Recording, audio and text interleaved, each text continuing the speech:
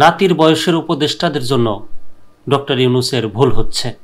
নাতির বয়সীদের উপদেষ্টা করার কারণে প্রধান উপদেষ্টা ডক্টর মোহাম্মদ ইউনূসের কিছু কিছু ভুল হচ্ছে বলে মন্তব্য করেছেন বিএনপির যুগ্ম মহাসচিব রুহুল কবির রিজভী।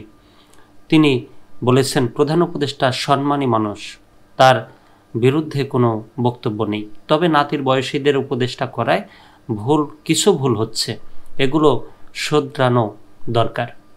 শনিবার বগুড়ায় তারুণ্যের রাজনৈতিক অধিকার প্রতিষ্ঠার সমাবেশে দেওয়া বক্তব্যে কথা বলেন তিনি। রুহুল কবির রিজভী বলেন, নাতি নাতনির বয়সীদের উপদেষ্টা বানালে অভিজ্ঞ সরকার হয় না। মানবিক করিডোর নিয়ে রাজনৈতিক দল কথা বলবে না। বন্দর কেন বিদেশিদের নিতে হবে? দেশে যোগ্য লোক নেই। তিনি বলেন, এখন মনে হয় নির্বাচন চাওয়াটাই অপরাধ। উপদেষ্টারা আমাদের শেখায়, আমরা মনে হয় স্কুল কলেজে পড়ি নাই, ওনারাই সব জানেন।